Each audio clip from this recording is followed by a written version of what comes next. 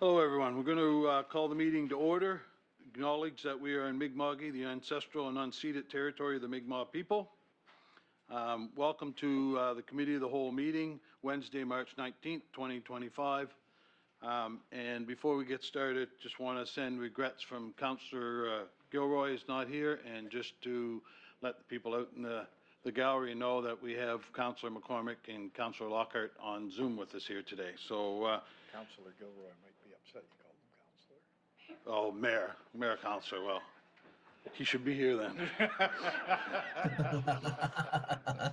Under administrative and procedural issues, 2.1, the approval of the agenda.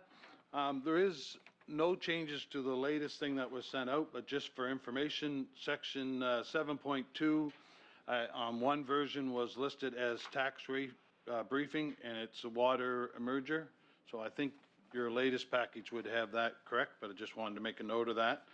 So we're looking for approval of the agenda. Councillor Redmond, second by Councillor Fromm. All those in favor? Aye. Any opposed? Aye. Motion carried. 2.2, declaration of conflict of interest. As per our Municipal Conflict of Interest Act, members are required to declare a conflict of interest prior to any discussions on a matter. 2.3, approval of minutes. We have a couple here to approve. The first one, that the minutes of the February 19th, 2025 regular Committee of the Whole meeting be approved as presented. You have them in your package. Is there any errors or admissions? Councillor, oh, okay. Councillor Hotelling approving that. Second. Councillor Lee. Seeing no changes or anything, we'll vote on that. All in favor? Aye. Any opposed? Motion carried. Second motion here is that the minutes of the March 5th, 2025 Special Committee of the Whole meeting be approved as presented. Again, you had them in your package, so looking for someone to move that. Councillor Strong, and second by Councillor Redmond. All those in favor? Aye. Any opposed? Aye. Motion carried. 2.4, business arising. We'll get our CAO, Mr. Herrick, to lead us in that. Thank you, Mr. Chair.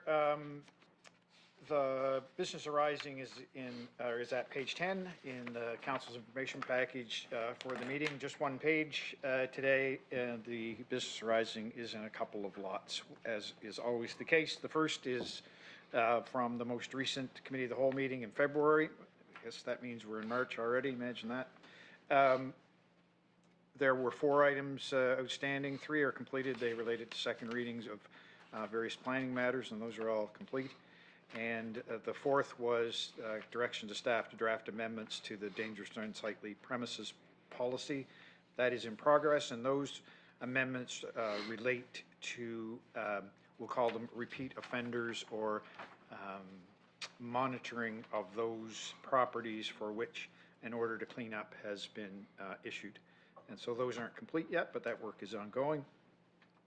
The second is an ongoing action list from prior meetings. And there's just one outstanding item, and that's a report on the issue of drinking water well, in the River Hibbert and Joggins area. And that's in progress, and it's been in progress for a while, but I can say that this will come out as one of the priorities that Council will identify here in the next few weeks or a month or so. And so a little bit more work than just a report, but a discussion. And so that work is also ongoing. Happy to answer any questions, Your Worship. Thank you. I'll do, Your Worship. There you go. There you go, yeah. Is there any questions?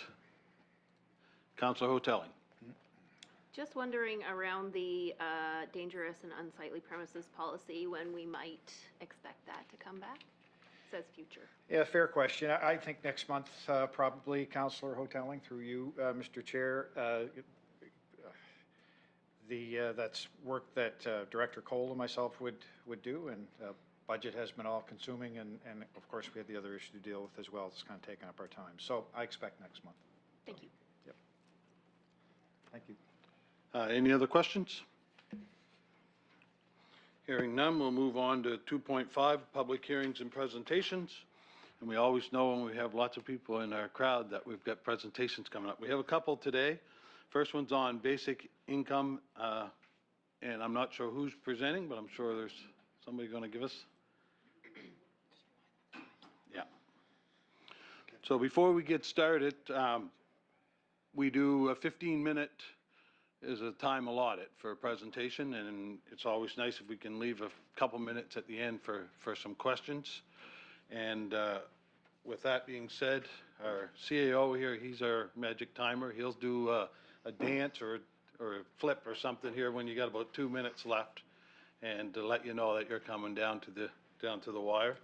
So I'll get you, before you start, to introduce yourselves and then take her away. Thank you. Be speaking into the mic here? Yes, please. Yes. Okay, my name's Mandy. Elizabeth is my official name, Kay Rainingberg, and this is Pierre Stevens. We are both from Basic Income Nova Scotia. Just to avoid any confusion, my name, people sometimes get confused around. I am not an Indigenous woman myself, which Rainingberg might suggest. I was married to an Indigenous man, a Cree man, and my children are half Cree. So, yes, and I want to thank you very much for inviting us to speak on basic income guarantee here at the Cumberland County Council. So, oh, you can't really see the... Yeah, we'll just move them out of the way. There we go. Okay. Okay, so just to give you a sense of what we're going to be talking about, we're going to talk about the past, the present, and the future. So if we could move on to begin with the past. Yeah, you might want to put that up in the left-hand corner of the screen, or the other side. Yeah. There you go. Okay. And you can change. Okay, so in June of 2022, as you all may be aware, the Atlantic Mayors Congress, following a presentation by Way Mason, if you know him, and myself, passed a resolution that required representatives of the Atlantic Mayors Congress to write to the Prime Minister, to Atlantic MPs, and to the premiers of all Atlantic provinces. And the resolution called on these orders of government to implement a guaranteed livable basic income to eradicate poverty and homelessness and ensure that everyone has a sufficient income to meet their basic needs. Following this, Cumberland County, as you know, passed a resolution in October, and that resolution also sent a letter to both the provincial and federal governments supporting basic income guarantee being implemented. So if we could have the next slide, please.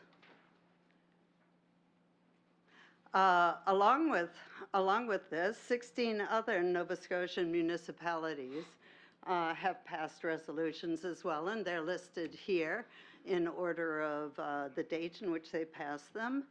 And if you could press. And an estimate is that about 80% of the Nova Scotian population lives within the municipalities that have passed resolutions in support of a basic income. So next slide, please. Okay, so I want to begin this presentation by talking about what we mean by a basic income very briefly. A basic income is, I can't see it very well, so I should be following here because I'm just going to read this. A direct payment from government to ensure that everyone has a sufficient income to meet their basic needs and participate in society and live with dignity regardless of work status. So it's there for everyone. Notice that sufficient is underlined in this definition, and what that means is that the basic income, if there is no other income, should be enough to raise a person to or above the poverty line. A basic income would be income tested, so not everybody gets it, only those who need it get it. And it should have no intrusive, onerous, demeaning, stigmatizing requirements or oversights, which currently characterize our social assistance system. The maximum benefit would be given to somebody who has no other income, and it would gradually reduce with increasing earned income up to a maximum point. Okay, next slide, please. So now the present. Do you like my pictures? Okay. So That one's hard to look at. but- yeah, this is a wonderful picture. Yeah, so you had a municipal election in October 2024, as you're more aware than I am of, I'm sure, because you worked hard to be reelected or elected. And you have a new mayor, you have 4 new councilors, and you have some returning councilors. And this wonderful picture shows everybody on your council. So because you have changed somewhat from the time when you passed your resolution in support of a basic income, we want to ask, is it time now to reaffirm support for a basic income? And that's why we're here. If you could. The other question, of course, is, do we still need a BIG? Do we still need a basic income guarantee in Cumberland County? So I'm going to address that question now. Well, I would say yes. Poverty rates are high. This information comes from CCPA in Nova Scotia, and it shows that families and children living in low-income households, in Nova Scotia, they estimate 23.8%. If you could click again. This figure shows you how far below the poverty line the social assistance supports that are provided in Nova Scotia are. So on the left-hand side, the red column shows you what a person would receive if they're on social assistance and they are single and considered able to work. And the gray line shows you how much they should be receiving to actually meet the deep poverty line. So that's how far below they are from the deep poverty line. And the black line, the solid black line, shows how much they should be receiving if they actually met the poverty line.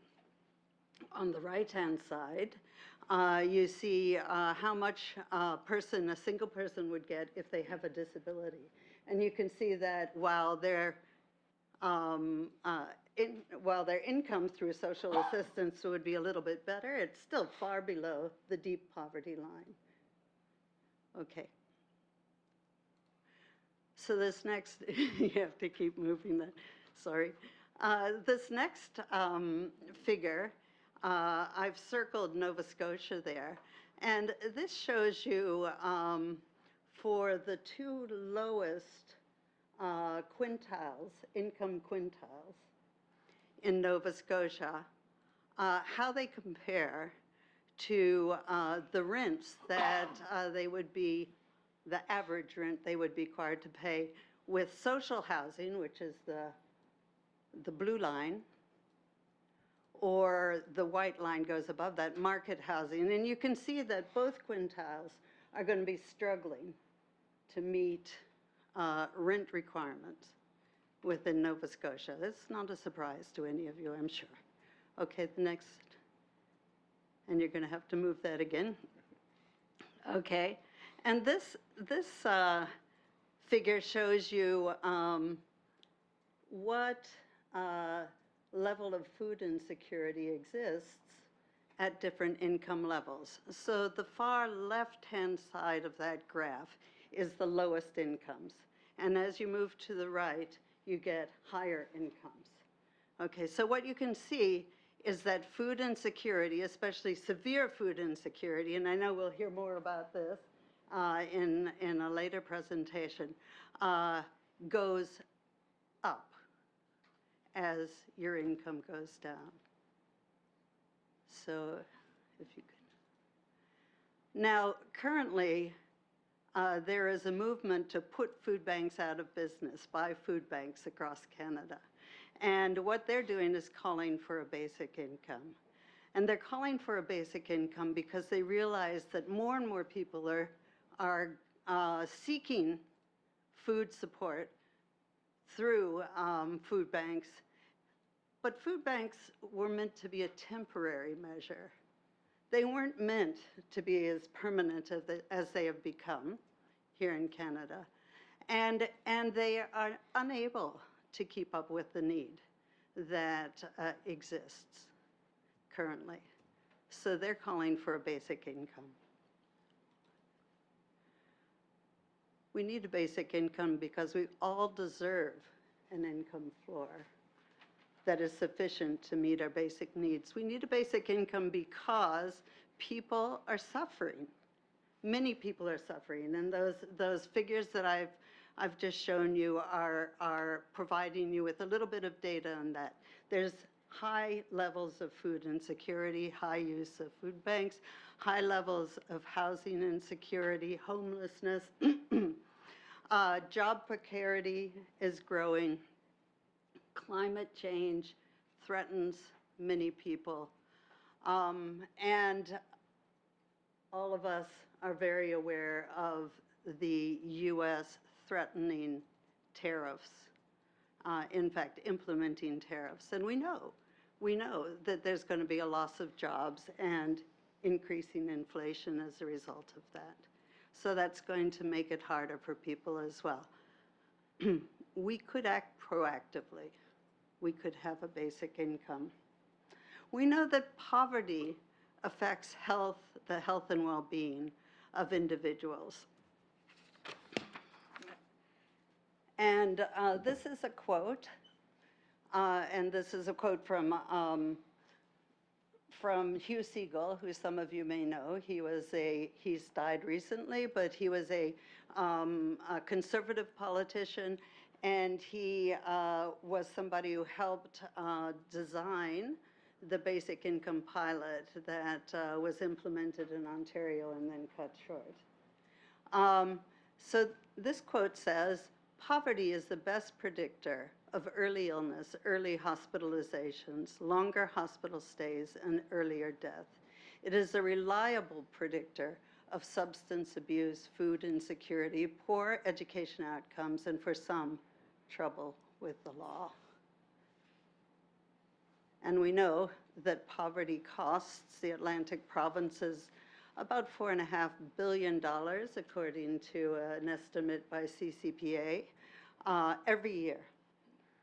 And poverty costs Canada much more than that, $85 billion estimated per year. So this is something that Pierre is going to speak to. Sorry, I thought they would come separately. 2 minutes. Okay. 2 minutes? Okay. Yeah, so very quickly, we've seen that we still need a basic income to address individual poverty issues, but what will be in it for Cumberland County? Now, I have, on the left-hand side, you see an income distribution for Cumberland County from 2021, I think, and you can see a big bulge on the left-hand side for, shall we say, low income. And I would like you to pay attention to the bulge where it starts to drop off at $60,000. On the right-hand side is what it would mean for Cumberland County if we had a basic income, and how much the different income groups, let's say, for instance, let's say the ones without income or the ones up to 10,000, up to 10 to 20,000.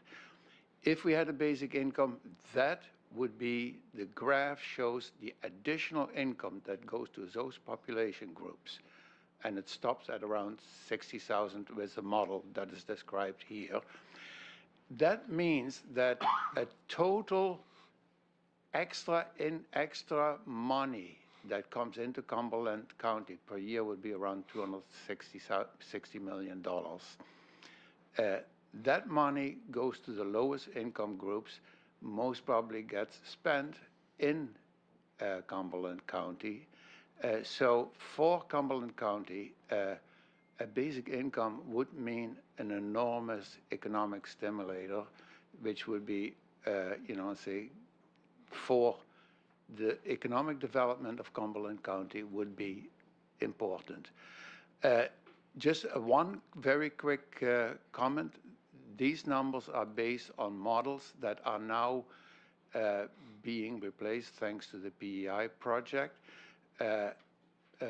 Estimate would be that it still would be something like $140 million that would come to Cumberland County if there was a basic income. This slide shows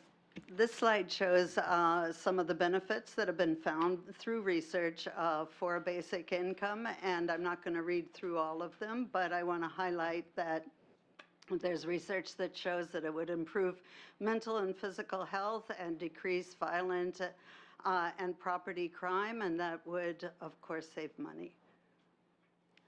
Next slide, please. BIG, as I said, is a proactive rather than a reactive policy. When emergencies arise, we would be ready. Pandemics, climate crises, now Trump's tariffs. Next slide, please. I want to focus our final remarks on the future. I'm going to get you we'll speed that rate up because Okay. we're out of time, but I'll let you just finish up with a quick Thank little you. response there. And this is the future. We hope that you are going to agree to pass another resolution to reaffirm your support for a basic income. Other things that you could do would be, as listed here, you could call on other Nova Scotia municipalities to reaffirm support as well. You could call on the Nova Scotia Federation of Municipalities to support a basic income and recommend that the Federation of Canadian Municipalities do so as well. You could call on the Houston government to create an all-party committee to study how it might be implemented in Nova Scotia as PEI did. And you could talk to candidates in the federal election and encourage them to support a basic income. Thank you very much. Thank you. Great presentation, and sorry that we kind of got to keep pushing it on, but I appreciate the slideshow, and we do have a copy of it, so certainly have the opportunity to go through it. And just ask councilors real quick if there's any questions. Yes, Councilor Hotelli. Thank you, Your Worship. I just wanted to say that I really appreciate you coming today, and thank you.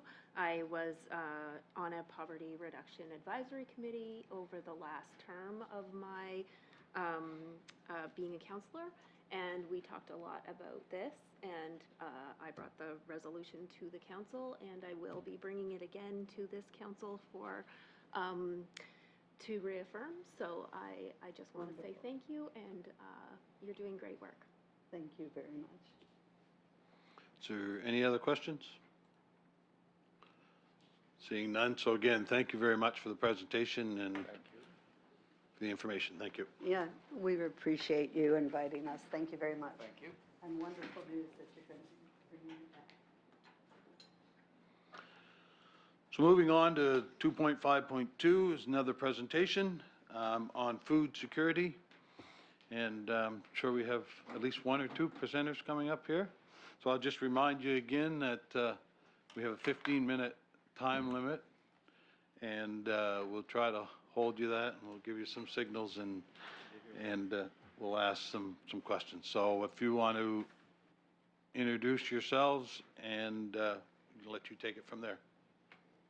I'm Colleen Dow. I'm the Community Health Board Coordinator with Nova Scotia Health for Cumberland County, and I was on the committee and was present at several of the summits. And I'm Ariel Tucker. I use she, her pronouns, and I'm a nutritionist with Public Health's Healthy Communities team. Thank you so much for having us here today. As Colleen mentioned, last winter we were both part of a planning group that helped organize a number of food security summits across Cumberland County. And we're here today to share what we heard and what we learned during the roundtable discussions about food security across Cumberland. Next slide, please.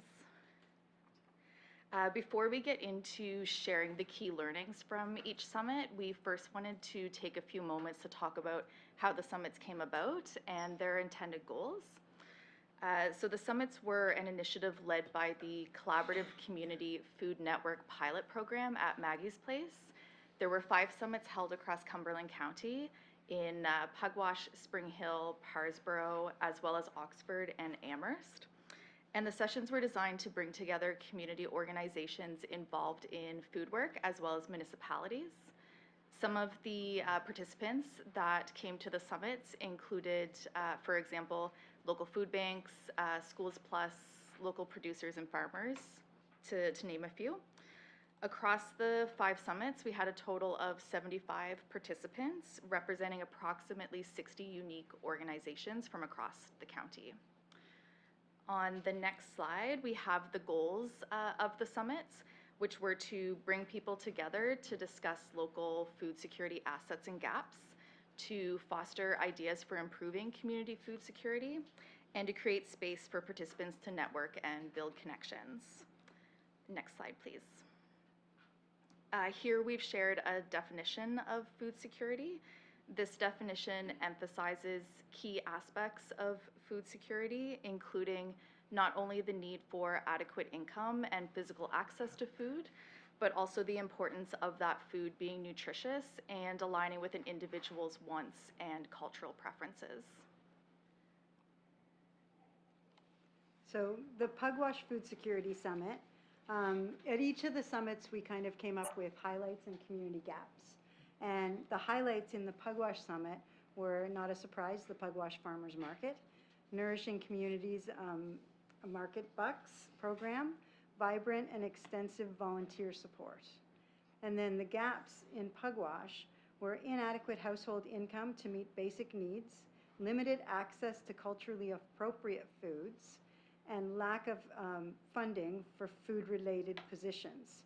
And then one of the highlights at the bottom are kind of lowlights really, but more than 1 in 4 children in Cumberland County lives in poverty.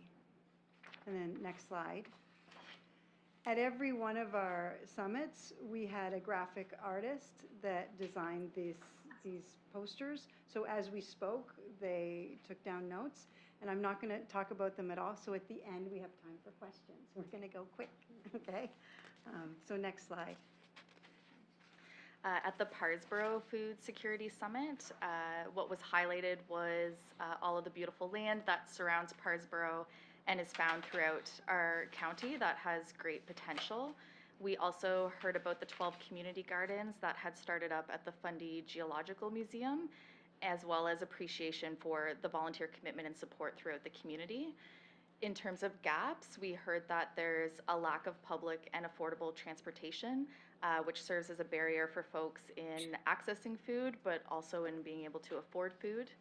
We also heard that there's barriers to distributing local food within the community, and that surrounding areas are facing food deserts, which is where a community may have no or limited access to food. So those may be communities that don't have a grocery store within the community. There may or may not be a convenience store or a gas station, but typically those individuals would need to travel outside of the community to access adequate food.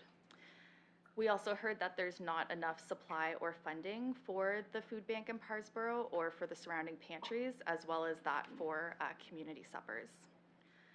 On the next slide is the graphic recording from the Parsboro Food Summit. As Colleen mentioned, we won't be spending too much time on these during the presentation, but wanted to include them in the slides so that folks could take a closer look if they were interested. They do a really great job at capturing the conversations that happened at each summit. And they're pretty. Colorful. Very colorful. The Spring Hill Food Security Summit, the highlights were free food, free school lunch program. Sorry, it's easy for me. If I was just a little taller, it would be way better. Nourishing Communities Market Bucks program and potential geothermal greenhouse project, which I'm sure you're all aware of. And the Market Bucks, I didn't speak to it. I think everybody probably understands what that is. Okay. Community gaps, inadequate household income to meet basic needs, lack of public and affordable transportation, and additional factors that impact food security, such as substance use and mental health. So that's coming up. And I think if you looked at the gaps and the highlights, or the gaps particularly in every community, they line up pretty much the same, or if they didn't come out in one community, it could have fit in. So, and then the next slide. And that's another colorful picture. So next slide. As mentioned earlier, we did also hold summits in Oxford and Amherst. We have included them in the presentation today, mostly to highlight that we were seeing common gaps come up all across Cumberland County through the summits. In terms of highlights from Oxford, we heard a lot of excitement around a paid municipal staff position that had just been awarded funding at the time. And this was to hire a horticulturalist, and it's my understanding that part of their role could include helping to support the community gardens. And along with that, we had folks at the summit connecting and collaborating on getting those community gardens started up again. In terms of gaps, we heard that there's challenges in communicating resources that are available out to community members, and this was certainly something that came up at other summits as well. Similarly, we also heard that households just don't have enough income to meet their basic needs, and that there's a lack of public and affordable transportation. On the next slide, of course, is the graphic recording from Oxford. There are physical copies of these graphic recordings, and some communities have been displaying them in public spaces to help share what was discussed at the summit and to help continue the conversations. And then the Amherst Summit, the highlights were collaboration among organizations and community members, which is awesome right throughout Cumberland, meaningful, inclusive community spaces and volunteer opportunities, and youth-focused support. So there's a lot of opportunities for youth to get involved. The gaps, a surprise, inadequate income to meet the basic needs, limited access to culturally appropriate foods, and lack of public and affordable transportation, also a theme. In Amherst, 570 children are known to be living in poverty. So the numbers are high. And then the next slide is our picture. And then the summary. Thank you, Peter. So the community gaps, in summary: inadequate household income to meet basic needs. That's just a theme right across really the province, but Cumberland, we hear it loud, and our rates are high. The need to address the rising cost of living is important. So even people that used to have enough money a couple years ago are finding it, probably in this room, a much more struggle to kind of get what they need or even maintain the same quality of life. Lack of public and affordable transportation, limited access to culturally appropriate food, and food security. In the definition at the beginning, it's important to remember that it's not just about giving people beans and lentils, it's giving people what they want to eat, what's important to them. If you had cupboards full of beans and lentils, I don't think you'd say that you were food secure. Limited access to culture, in Nova Scotia has the highest rate of provincially of food insecure households. So, and then we're like among the highest of the high. So it's not always good to have the S in the end. And then next slide, thank you. Potential actions: advocate for guaranteed basic income and increased investment in public and social programs such as non-market housing to reduce the cost of living. Collaborate with partners in Cumberland County to explore transportation options that improve accessibility options throughout our community. Support accessible social connection opportunities such as community suppers to celebrate diverse interests, values, and traditions in our communities. Add food-related activities such as community gardening into summer student recreation programs. Advocate and support paid positions focused on food security initiatives by collaborating with partners throughout Cumberland County. And then that comes to our thank you slide. And I think that I talked fast. I think we both talked fast. So if we have time for questions, we would love to take them. And if we can't answer them, we'll come back with answers. Thank you. Yeah, I've been informed you had 4 minutes left, so you did very well. So I'll ask councillors if there's questions. Yes, Councillor Strong. Oh, sorry, no, Councilor Lee, sorry, my bad. That's okay, I could have let her go. No. Thank you, Deputy Mayor. I just wanted to say thank you for the presentation. I was fortunate enough to attend the one that you guys hosted in Parsboro. We kind of rolled up because there wasn't one directly in our area, so you guys were super great about inviting us to attend. And we were identified in our area as being one of those food deserts, and I learned so much from you guys.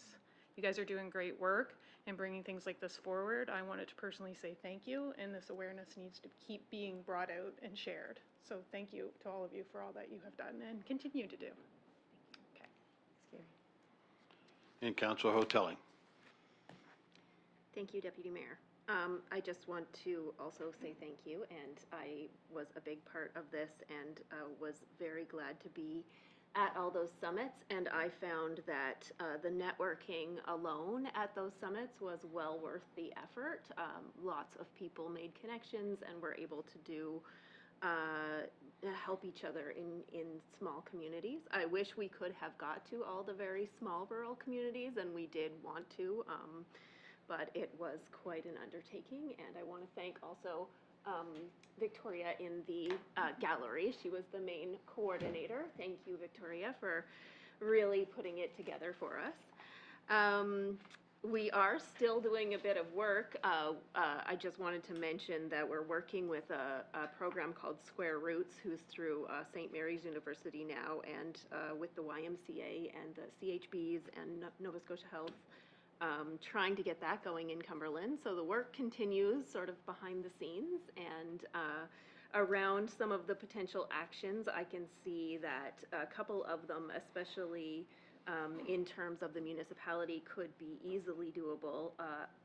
One being the food-related activities such as community gardening, integrating into summer student recreation programs. I think that that could happen in a few of our communities as quickly as this summer if we were willing to talk about that. So yeah, just wanted to say thank you very much for coming and all of your help. Thank you. Is there any other questions? Well, I'd like to thank you for your presentation. We had two presentations today that were very interconnected, I think, and certainly as a former teacher, I've seen it firsthand in the schools, and as coach, it's become a lot more prominent. You can recognize that there is some problems, and we have to continue to work together to try to find a solution. So thank you very much for your presentation. Thank you for having us. Colleen, you left a minute and a half on the table.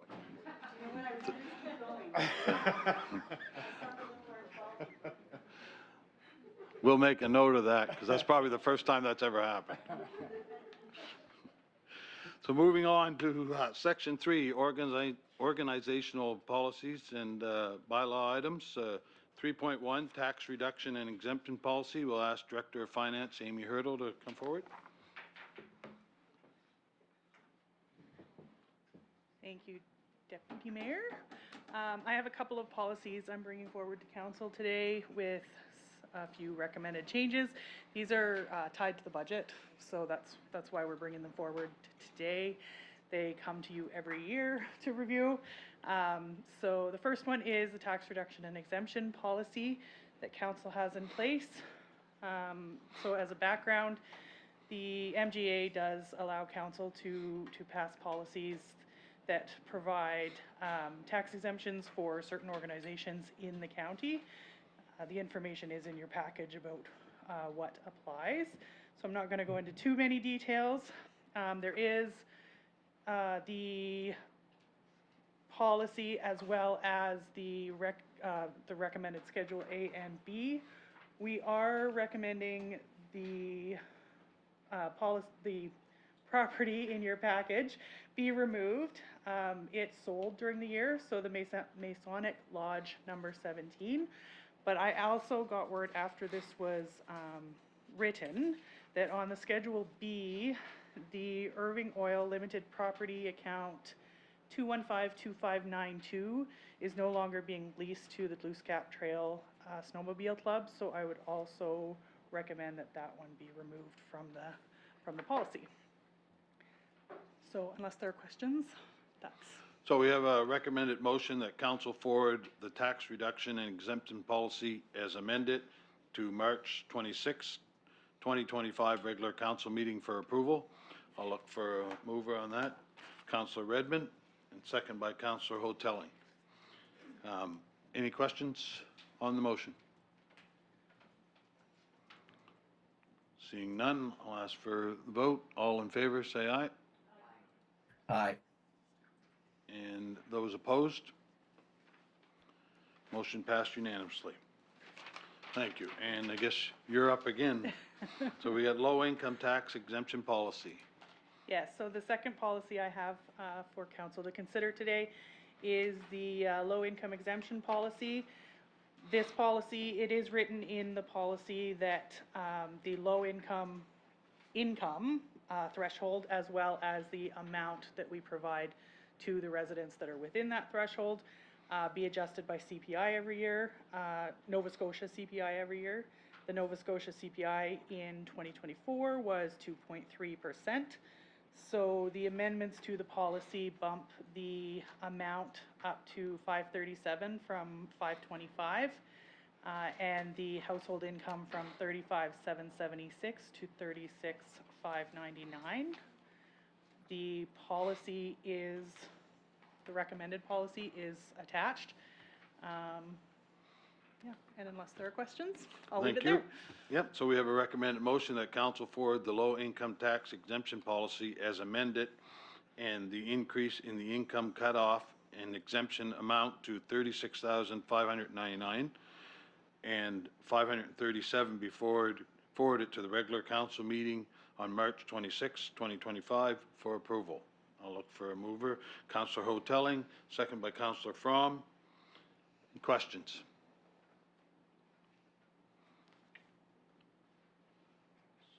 Seeing none, all in favor signify by saying aye.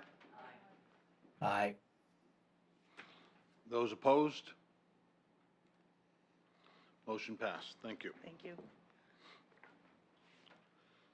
Section 4, business issues. Volunteer selection. We'll ask Director of Recreation and Community Service, Ally McCormick, to come forward.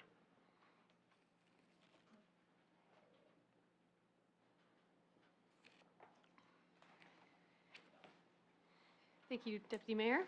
Included in your council package, you'll find a memo detailing the 2025 Provincial Volunteer Award recipient selection.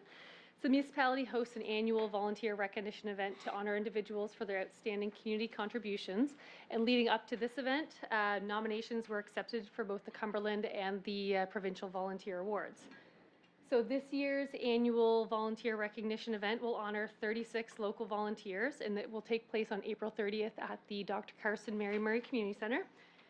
And of all the nominations that we received, it included one family group, one youth group, and 31 adults. So we were really pleased to see, the high number of nominations that we did receive this year.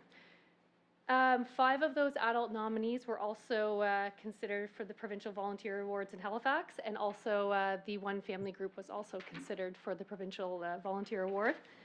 So council received the nomination forms for those individuals, and also some information was contained within that highlighted their contributions.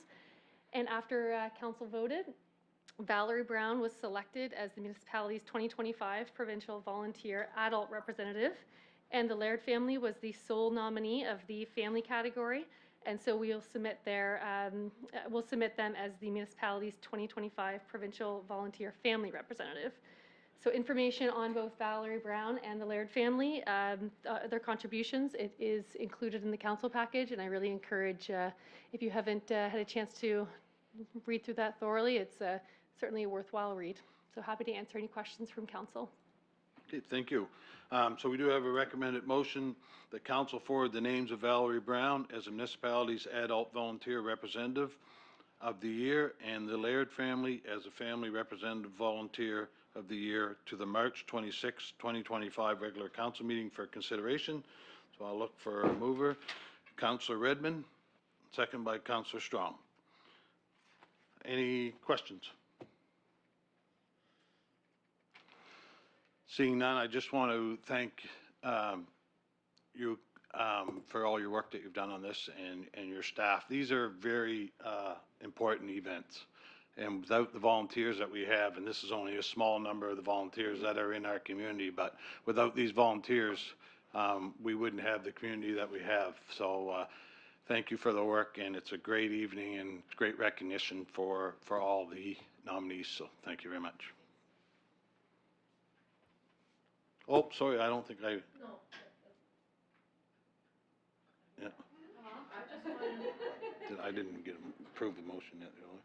So is any other questions? No other questions. We have to approve the motion first. So all those in favor, say aye. Aye. And any opposed? Motion carried. Counselor Redmond, did you have something you want? Yeah, you kind of missed my hand last. Oh, sorry. No, for Amy's. Okay. I wonder if I can go back and ask a question on that. Sure. I don't think she has to move from there. No. Okay. Okay, we'll hear the question. Thank you. Okay, to qualify for the exemption, it says the exemption shall apply only to property of a ratepayer occupied by him or her as his or her principal residence.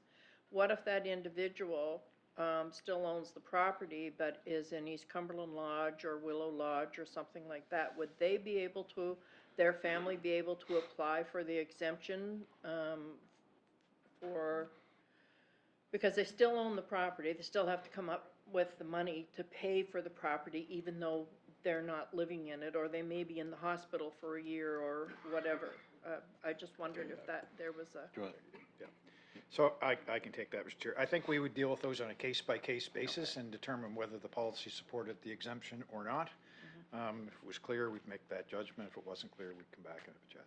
So. Okay, thank you, and I'm sorry that. No, that's no problem. It was my fault. I guess I missed your hand,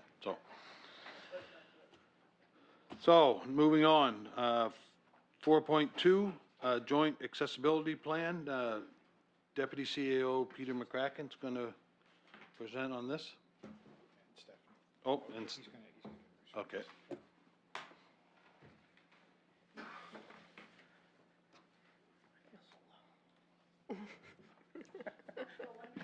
Feel so low here. Here we go. I got short legs. Colleen put that way down there. I'm barely touching the ground here now. Thank you, Deputy Mayor. Very pleased to bring to Council tonight a renewed Joint Accessibility Plan. I'd like to introduce, for those who don't know Stephanie, this is Stephanie Kalhak. She's our Community Engagement Coordinator, and she's been the driving force behind this renewed plan. Very lucky to have her and all the work that she's put into it. I'll just do a quick preamble, and then I'll let Stephanie take over for the presentation. As you may know, the Accessibility Act requires municipalities to update their accessibility plans every 3 years. We have one currently, but we've been working with our Accessibility Committee to update that, and we'll talk a bit about how that was done. Nova Scotia has the highest rate of disability in Canada. This is expected to increase as the population continues to age. However, all ages across the spectrum in the municipality have disabilities. This isn't just an old person's issue. The Accessibility Act requires prescribed public service bodies, such as municipalities, to appoint advisory committees, develop plans, and update these plans, as mentioned, every 3 years. We have a number of representatives across the county on our committee, and they've done a great job in updating the plan.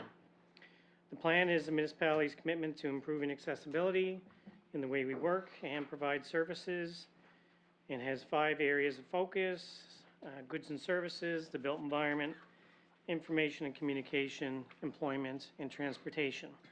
So that's a bit of a snapshot, but I'm going to let Stephanie take it from here and provide more details. Stephanie. I just noticed your glasses are the color of the municipality. You're like oh, yeah, I fitting asked, right I now. Okay. Good afternoon, Mr. Deputy Mayor and councillors. Thank you for your attention today. I'm very pleased to present you the Accessibility Advisory Committee's recommendations for a joint accessibility plan with the villages of River Hibbert and Pugwash. The impact of this plan has great potential Almost 2 in 5 Nova Scotians live with at least one disability, visible or otherwise.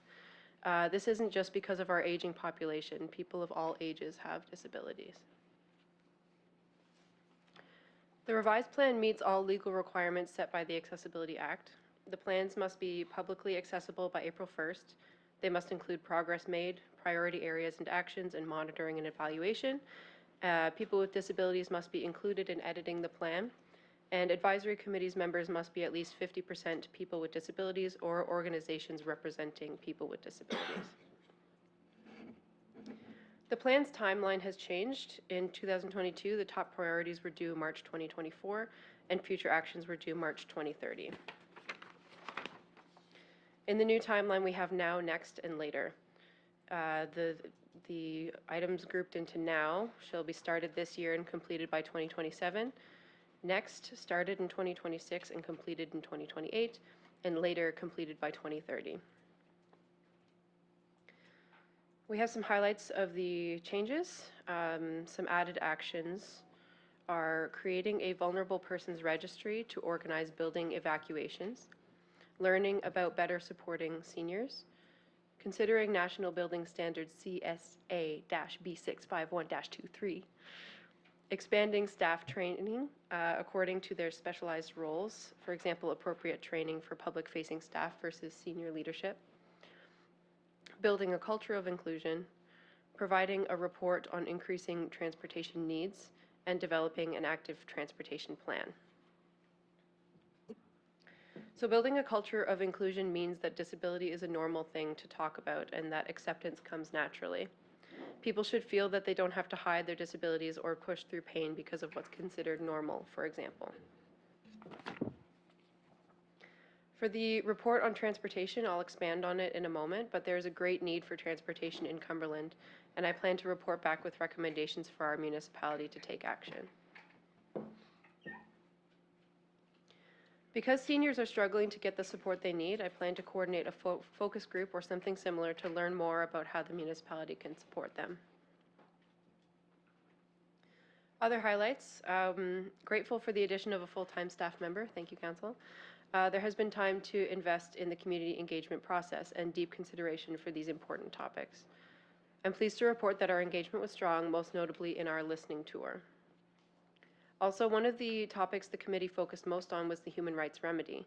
While much remedy work is provincial, the remedy touches every part of society, and there are a number of things that we will be fully or partially responsible for as this takes place.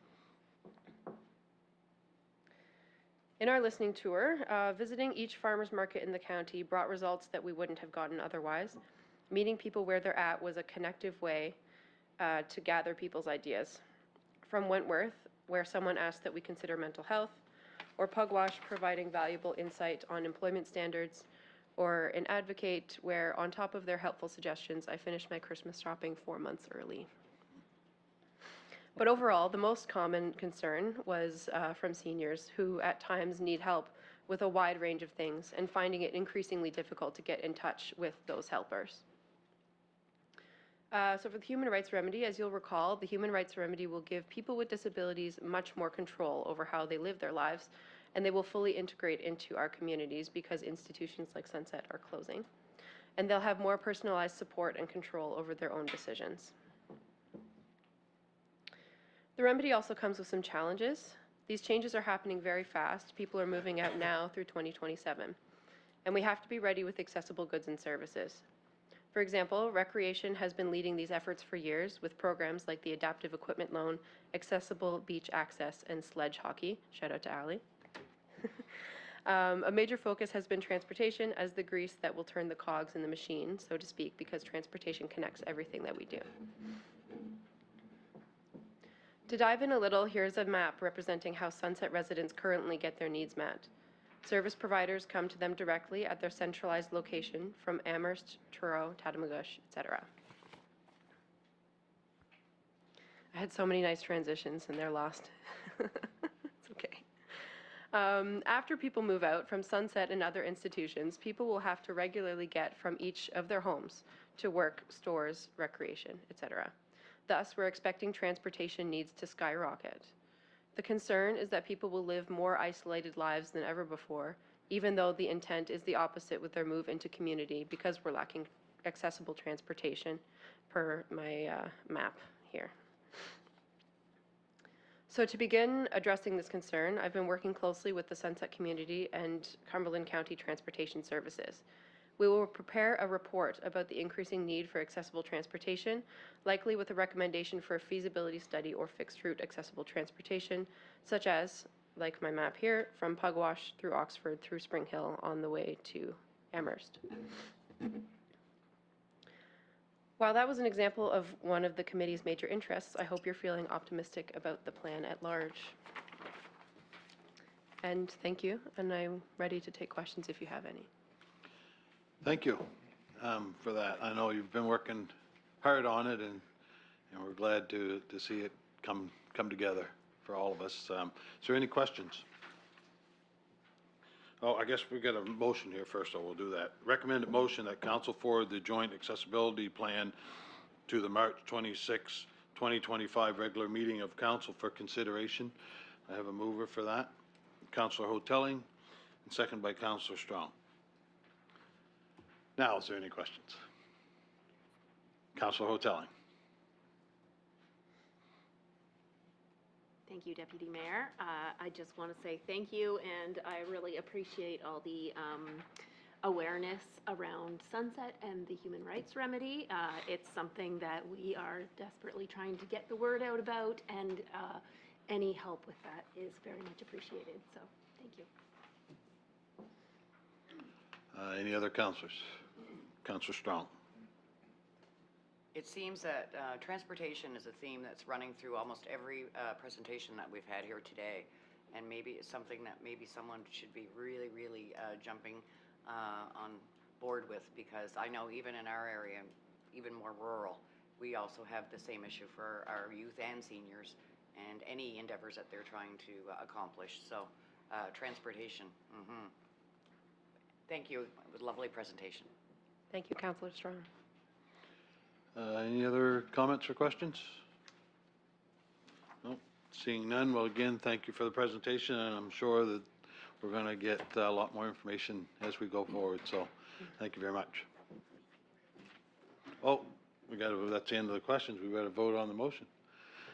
So, all those in favor of the motion? Aye. Those opposed? Motion carried. Thank you. Number 5, external reports and committee minutes. Just an acknowledgement that in your package there is a solid waste monthly report that you can have a look at, or if you haven't already. Number 6, internal updates, reports, and committee minutes. So we'll start with Deputy CAO Peter McCracken.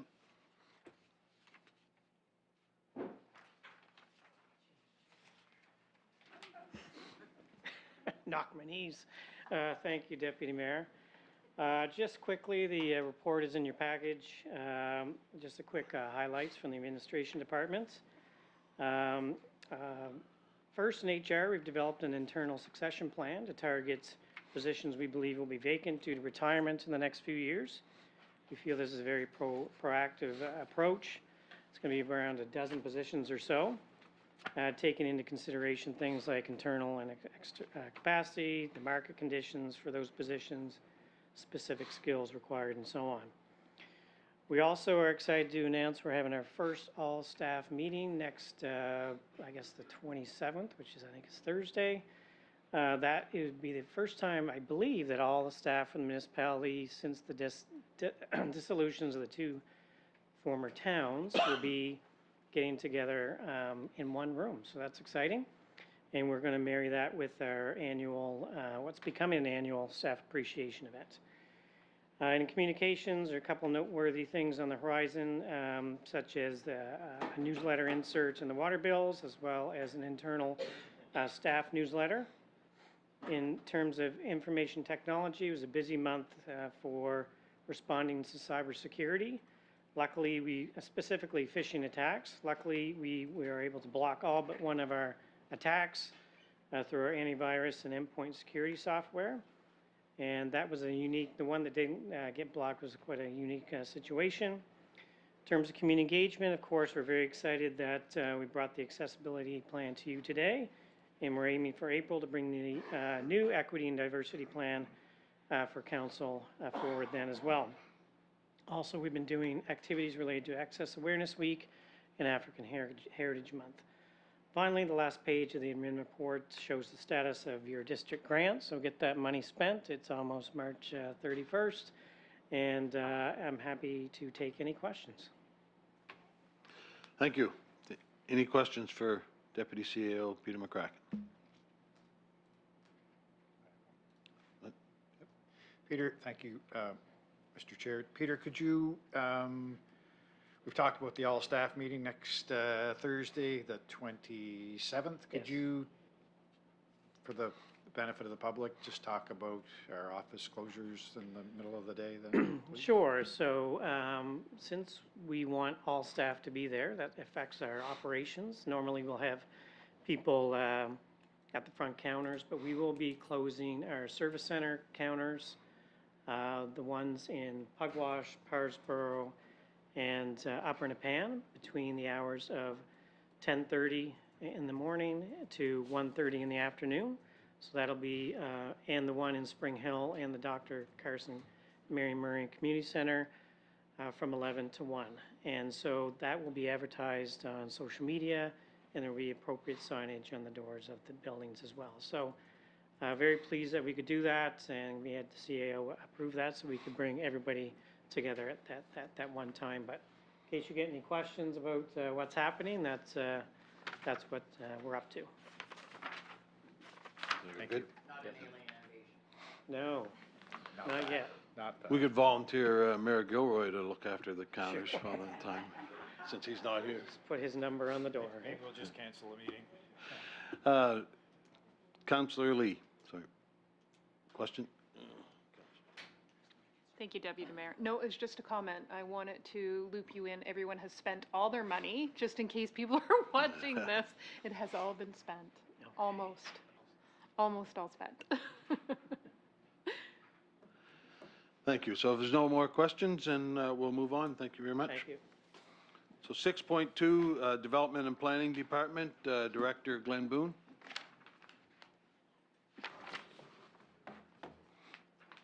Thank you, Deputy Mayor.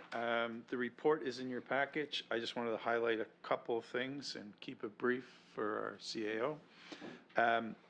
The two applications that council considered and actually rejected for rezoning, it shows the appeal period's ending March 14th. It's actually March 22nd. So just for clarity on those applications, we just finished the second reading on two of the rezoning and the development agreements, so no need to highlight those other than they will go to their appeal periods now as well. I didn't mention that in the presentations earlier. The RFP for the plan review actually now closes on March 24th, so we did an extension based on requests from a couple of consultants that were looking to put in proposals. And the undersized lots, we are starting to see some applications based on the information and the work council did on that, because those appeal periods on that end at March 14th, just as information. Economic development, just a couple quick highlights. We are looking to do a lot more work. We'll be bringing a presentation on Explore Cumberland to council in the near future, but we have secured a booth at the Saltscapes Tourism Expo to help promote tourism, and that will be jointly staffed by ourselves, the town of Amherst, as well as some of the tourism operators. We're going to space out 2.5 days, so we're going to space it out amongst some of the operators from the area. Comprehensive business directory is being developed with work from the Chamber of Commerce and the Business Connector. It's something that we think needs to be a bit more comprehensive than we have now. Deputy Mayor, to members of council, changes, special projects or climate change. Sorry, missing a word in the report there. We already presented the community energy and emissions plan, so council is very much aware of that. The next committee meeting of the geothermal research committee is on March 25th for those that are members, and always happy to provide information should council require more. There was some additional work done with our GIS analysts, doing some mapping on our broadband internet, Deputy Mayor, just to show areas where we're seeing failed connections, to try to see if we can troubleshoot those areas with our provider. And from permitting inspections point of view, Nova Scotia actually saw a decline on building permits in 2024 compared to 2023, which is a bit surprising. But we were actually still up in Cumberland on our activity overall. Year over year, we're pretty stable on permits. Year to date, there's only a difference between this year and last year of one building development permit process year to date. We are seeing a raise in housing starts as year to date for February, and it does look like a substantial increase. That does include some construction that's happening at Crossroads in South Pugwash. So some of those homes, we have to oversee the permitting, but some of those homes now, he's actually seeing sales outside the municipality. So we'll be careful not to double count those when we show mapping in the future.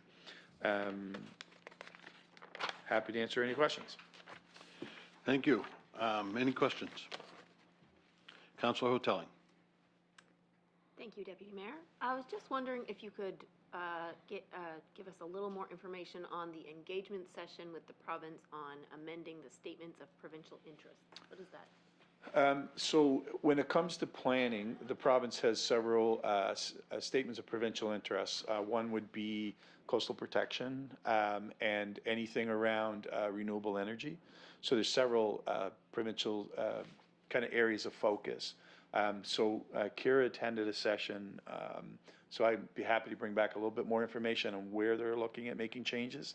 But they're making sure that what we do from a planning perspective, community planning and our policy, Deputy Mayor, back to Councillor Hotelling, is they're aligned with those provincial guidelines and statements of provincial interest. So they do change from time to time. This is the first comprehensive review the province has done in some time. So we're making sure we're keeping connected to that.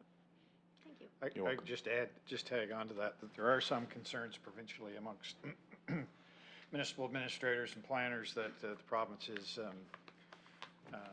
encroaching on municipal autonomy in some areas, particularly with wind farms.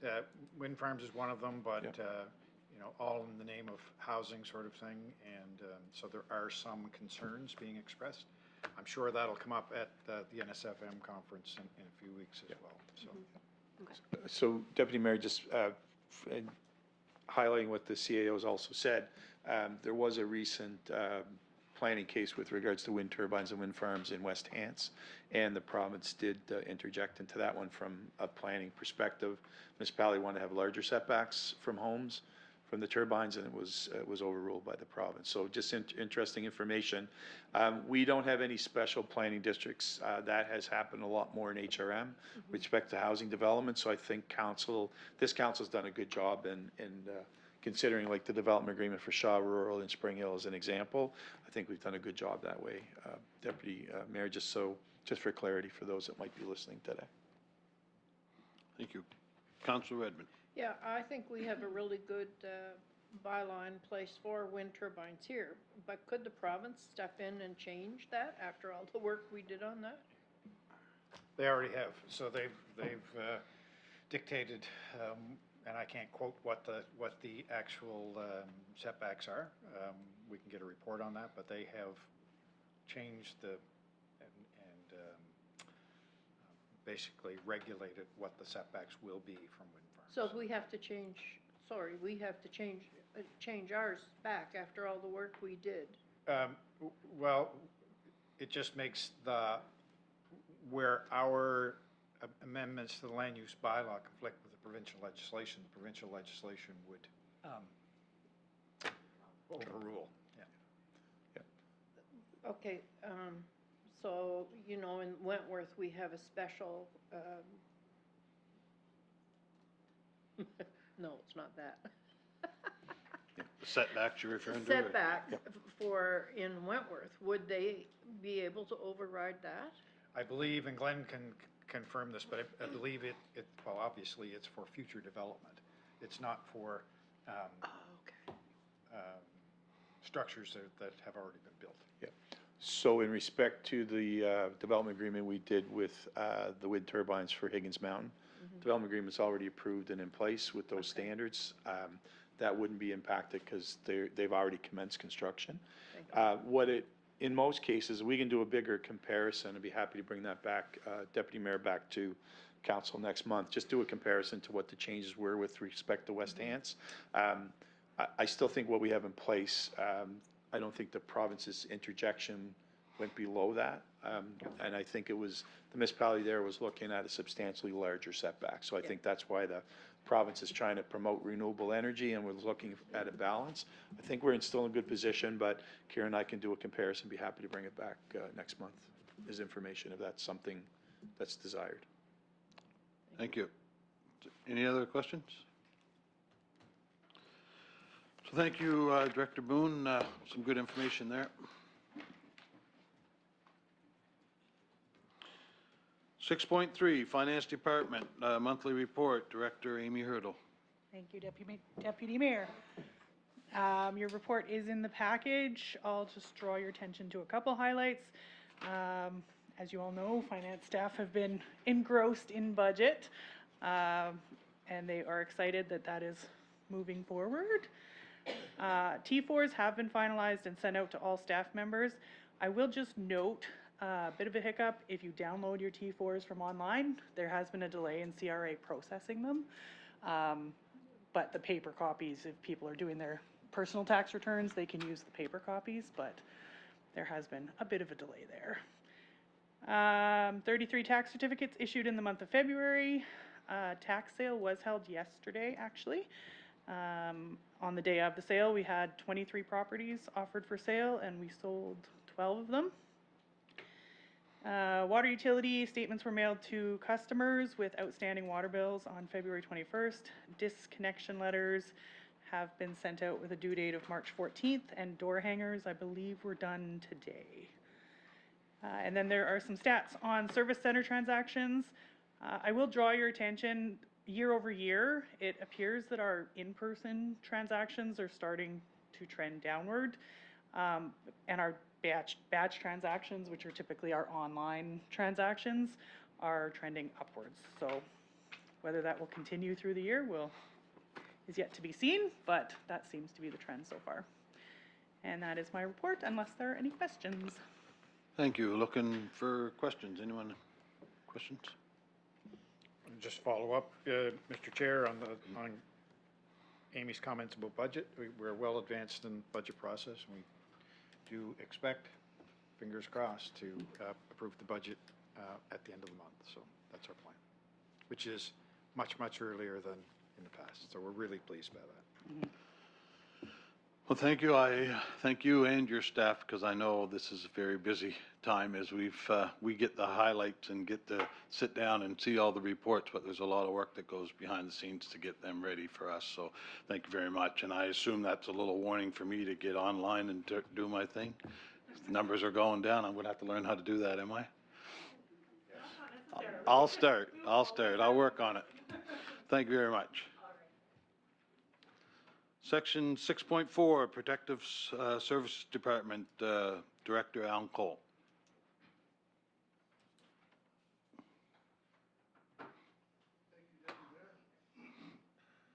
I'll just bring a couple of items to council's attention. I think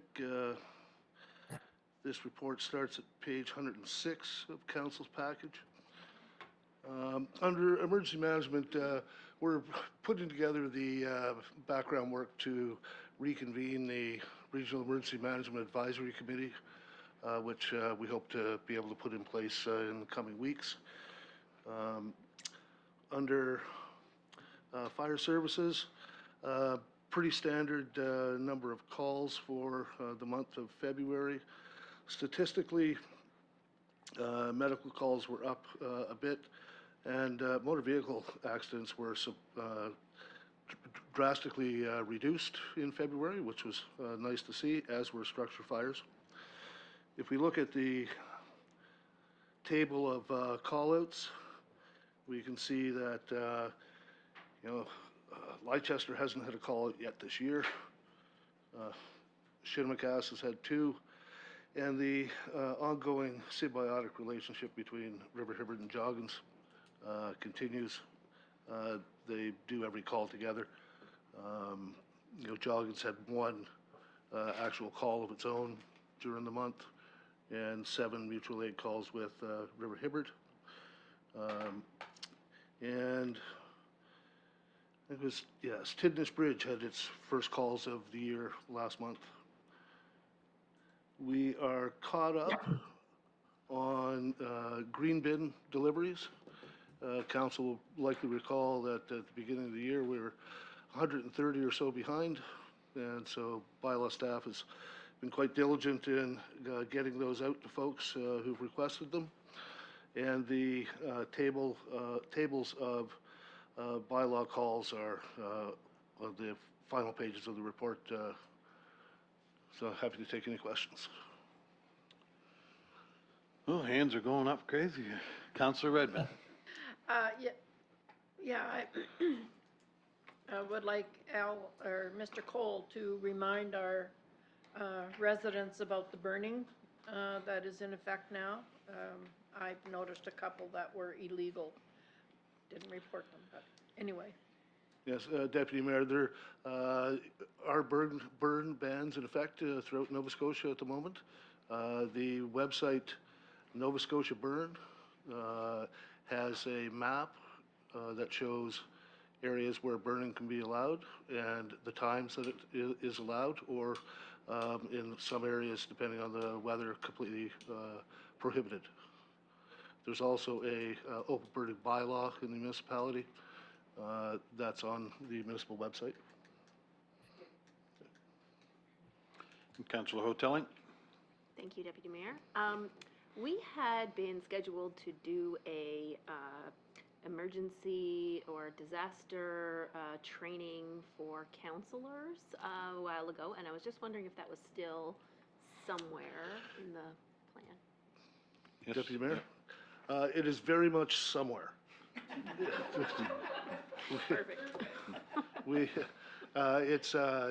The emergency management training for elected officials is a course put on by Emergency Management Nova Scotia, and we had planned to get that on early in the year. We'll try and organize it as soon as we can. There isn't a date yet, but we have spoken to the instructors to put the course on. Okay. Thank you. Is there any other questions? Seeing none, thank you very much. Director Cole. 6.5, Public Works Department Monthly Report, Director Justin Wallquist, sorry. Thank you, Deputy Mayor. Yeah, that's right. Last month, during the report, we talked to council about the UV installation at the Parrsboro Water Treatment Plant. That has continued to progress. We actually did some commissioning yesterday and have a bit more to do to finalize that, but the project's nearly wrapped.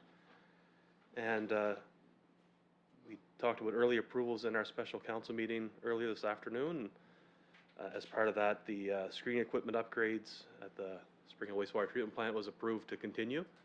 We had a site visit with the engineers to work on designing that project as part of our previous year's capital budget, or our current year's capital budget. And so that project's underway and will continue to move along throughout the spring and into the construction this summer and fall. Happy to take any questions council may have for us. Any questions from councilors? Councillor Hoteling. Sorry, I'm full of them today. That's good. I'm just wondering if we could, I know that we're still in the budget, but we've done the big amount of work, put a call out for members to join the water protection committees in the municipality. As we indicated previously, once we get through the budget, we are going to get the other side of that. We need to review the terms of reference of all three committees and do the call. And we expect to be doing that. We expect to have the budget process complete here in a couple of weeks. So we get on the other side of that. We're going to work on that. Thank you. Thank you. And Councillor Lee. Thank you, Deputy Mayor. So people at home can't see this report, but I just wanted to acknowledge and highlight the fact that there was some things done with wastewater at, I believe, 3 different sites in our area. So for that, I say thank you, because usually in our area, there's always a question, what's going on down there? We don't see you guys, but I had a great tour with you guys, and I want to share. Thank you. I think it's important that the people in the area are aware that you guys are down there. Just because they don't see you doesn't mean that you're not available and doing the things that need to be done. So I just wanted to draw attention to that. Thank you, Deputy Mayor. Thank you very much, Councillor. Any other questions? It's all good. Thank you. Thank you, Deputy Mayor. 6.6, Recreation and Community Service Department, Director Ali McCormick.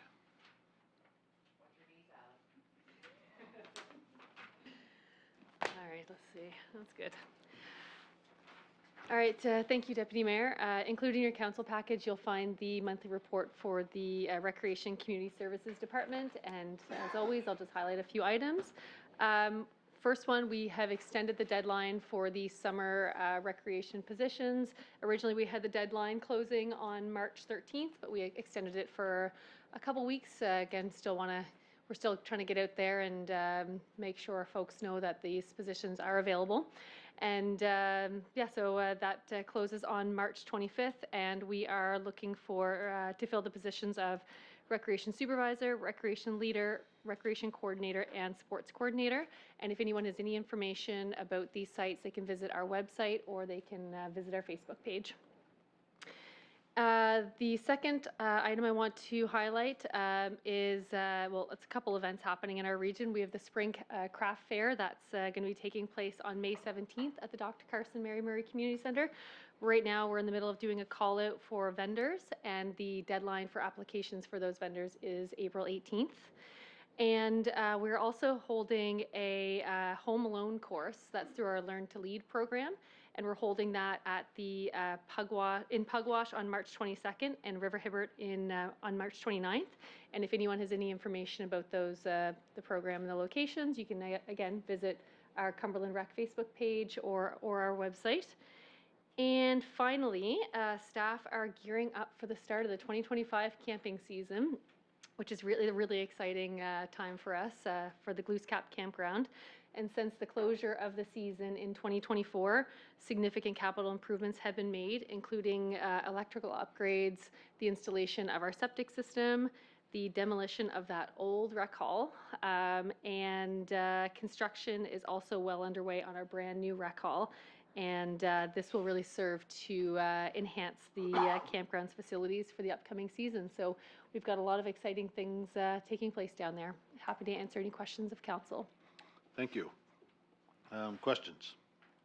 Councillor Hotelli. Thank you, Deputy Mayor.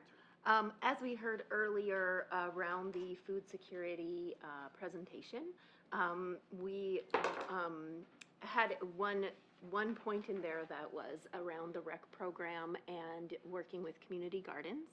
And I just wondered if you thought it would be possible for the recreation programs to have the youth maybe volunteer for an hour or two in a community garden if there was volunteers that would be there to support them and help them out.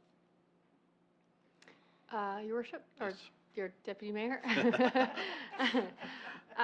This is something that I can certainly speak to our CIO about and our recreation programmer as well.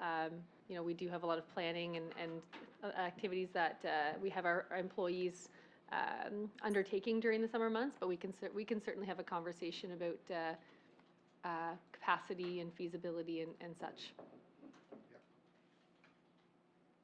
Thank you. And Councillor McCormick. Thank you, Deputy Mayor. You're doing a great job today, by the way. Ali, this is not a question. This is just a huge thank you for all the work that you and your staff have done with the Goose Campground. In the last 4 years, if people could see what was there then and the brand new rec center that is almost completed, and I can't wait to get down.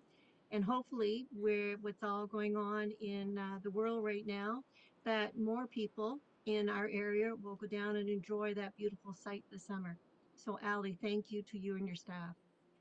Thank you, Your Worship. Or Deputy Mayor. Thank you, you're welcome. Any other questions? No? We're all good? So I'll echo that. Thank you. I hear a lot of great comments, and I think I'm going to have to go down and spend a night or two there myself this year. So thank you very much for all your work you've done down there. Section 7, information items. We've got a couple items here. 7.1, contracts awarded by the CAO. Thank you, Deputy Mayor. There were none this month. There were none, look at that. Like last month, but I Must- wouldn't expect that condition to survive next month, so. You must have been out of money, you didn't spend it. Well, we'll get into our money spending season here pretty soon. So you didn't spend any money, so I'm sure there's no questions. So we'll move on to 7.2 is water merger. And we'll ask Director of Finance, Amy Hurdle, to So, discuss. Mr. Chair, while Amy's taking her place there, I'll just kind of set up both of these last items if I could. We're providing council at both Committee of the Whole and council meetings as the opportunity presents itself with briefings on issues that and initiatives that sort of bridge the terms of the two councils. And so the intention is meant to brief the new members of council on items that are still in progress or that we continue to work on, even though they began under the term of the previous council. And we thought that we should do that in a forum where the public can also have the benefit of just a very high level, few bullets, a few minutes briefings on these issues. So with that, yep, that's what we're doing. Thank you. Thank you, Deputy Mayor. I brought Justin for some moral support, so. So we're just gonna give you a brief summary of the Cumberland Water Utility merger. So many of you know that when we amalgamated, we do operate three water systems in Cumberland County, Parsboro, Pugwash, and Spring Hill.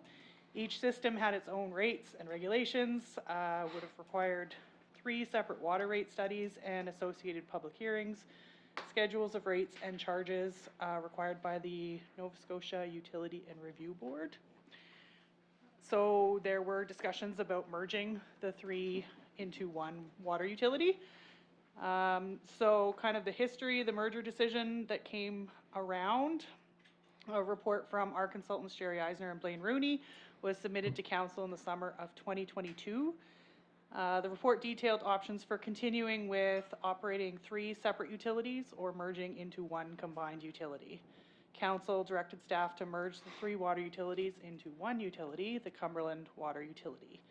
There were different strengths and weaknesses of the 3 utilities, and amalgamation would strengthen all 3 utilities over the short and medium terms. And it would also establish consistent rates and regulations across the municipality, which is always great. So kind of the steps to implementation, there was a rate study conducted and submitted to the UARB in the summer of 2022. I wasn't around, so Justin was, but I was not at that point. The UARB conducted a rate hearing in December 2022. They issued a decision in February 2023 with a 3-year schedule of rates and a combined set of rules and regulations for the newly merged water utility. Pugwash and Parsboro were already metered as of April 1st, 2023. And as most of you are aware, we, in 23-24, we did most of Spring Hill, and there's, I think, a handful left that are still waiting to be, 9. There's 9 left waiting to be metered. So we've got most of them done. Next steps, for the most part, the merger has been completed. I do note that 25-26 is year 3 of the existing rate study, so we will begin preparations for entering a new rate study. And if there are any questions, myself and Justin are here to answer them. Any questions from council?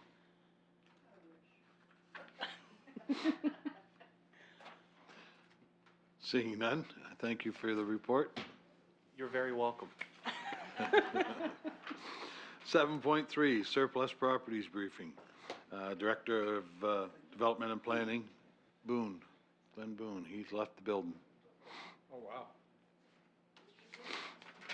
So CAO Greg Harrod will take the stand.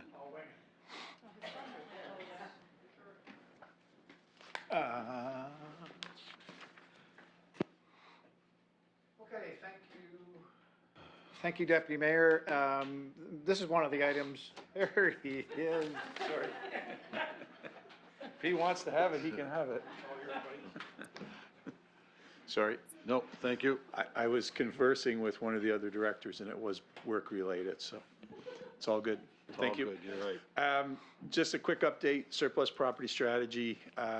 This is under one of our strategic priorities. We have a project underway, so just to highlight for the councilors that are new to the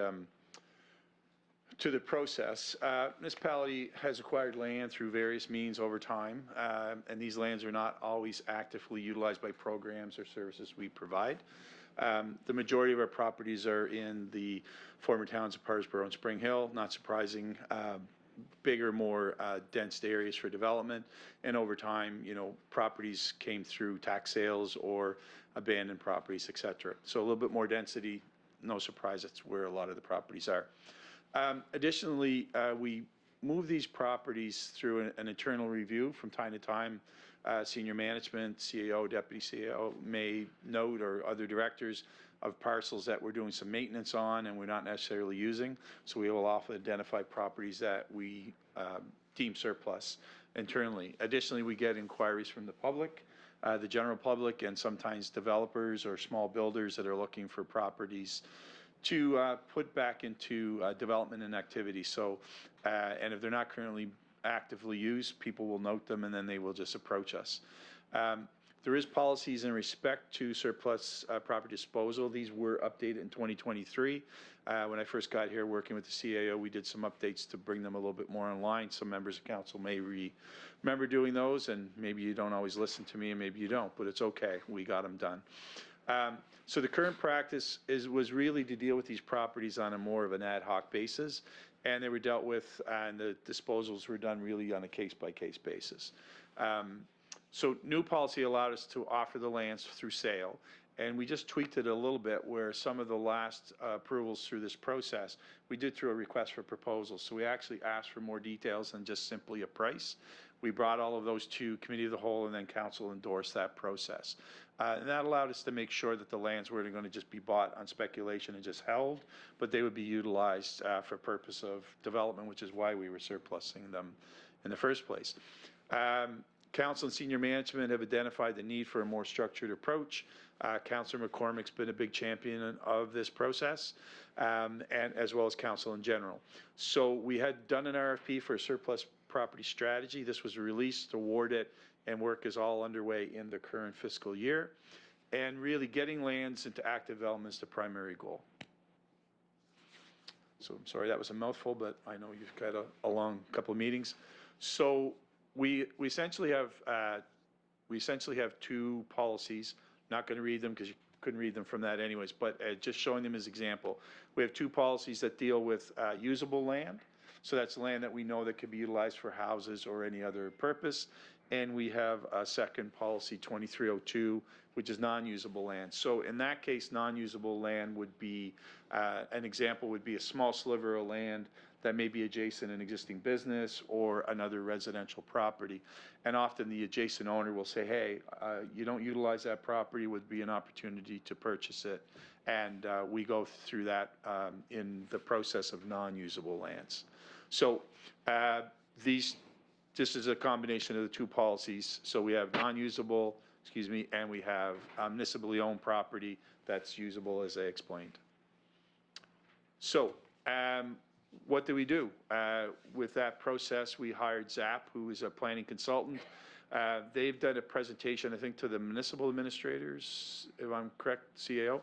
And they're one of the few planning firms that have kind of got into this kind of new space of how do you deal with surplus properties, because many municipalities struggle to approach it in a systematic way or a strategic way. So they did a review and created some recommendations on our existing surplus property. That's part of the work they're doing. And then it took it to the next stage, which is, kind of where we're going to go with the strategy. So this is something that will come back to council once we've had a chance to complete the work. Our consultants have been engaged in creating an overall strategy for surplus property disposal. They reviewed our existing policies, which I, briefed in this presentation, so they can understand and give us some initial feedback on what those policies looked like. They met with staff on a couple of occasions. Our Economic Development Officer, Eileen's been involved, and Kira, our planner's been involved to some extent as well. And they're developing what we call a land suitability matrix. So that's like more of a tool that we can put the properties through. And so more or less score them, decide which ones are more relevant for disposal, which one has the biggest potential for activity and for development, and we put those, eventually we'll put them through the matrix when it's completed, and allows us to create priorities that we can bring to council as opposed to doing it ad hoc as we've done in the past. The overall result will be a more comprehensive strategy, as I mentioned, with a tool that will allow us to prioritize lands for disposal. And once completed, the final document will be shared with council through a presentation, and we'll ask you to accept that strategy so we can utilize it as a guide. So I'm just going to wrap up with a couple success stories, and this is about success for both the organization and for the communities as a whole. We did 2 surplus properties in Spring Hill back last year. Council supported the disposal. We asked for these properties to be considered through a request for proposals. So we got information that was proposed by developers. In this case, it was Crossroads, who do the home construction, as you know, in South Pugwash. They have the manufacturing plant, been doing great work. Our planning our permitting inspection staff have a great relationship with Crossroads. They're in the plant doing the inspections just as if those houses were being built on a lot in Leicester or Advocate Harbor. These 2 photos, or sections of photos, were the 2 properties that we surplused. The one to the left is the corner of Drummond and Mechanic. It's a 2-unit building that is currently on the market, but that's created 2 new housing units on that section. And the one to the right-hand side is Junction Road, which was actually a 3-unit.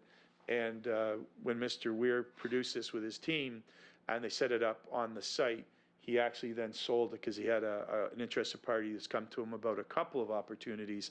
So this is actually now held by a private owner who lives in 1 unit, rents the other 2, has added a storage building that will allow storage for the individual owners, or renters, sorry, on the site, and a maintenance facility, and it's a well-kept, well-maintained property. So the good work that council's done to bring these forward has allowed us to put in these particular cases 2 properties with 5 new residential units in the town of, in the former town, in the community of Spring Hill. So happy to answer any or take any questions, Mr. Chair, Deputy Mayor. Thank you, Director Moon. Any questions? Councillor McCormick. Thank you, Deputy Mayor. Glenn, I just want to thank you and your staff for all the work that you have been doing on this. I know it's been going on for 4 years, but I'm so happy with the progress that we've completed so far to date. And I was wondering that when you do the presentation to council, if we could also have a list of the surplus properties. I think the last list that we received was probably back in 2023, if that was possible. Thank you, Glenn. Thank you, Worship, or Deputy Mayor. Yeah. Thank you, Councillor McCormick. Deputy Mayor, back to Councillor McCormick via Zoom. Happy to create an updated list. That will be part of the process in the strategic plan, is to create that list and prioritize them for sure. I can't say we're going to run them all through the tool right away, but the plan will be, is when we bring that back, is to have that as part of the overall package. Deputy Mayor.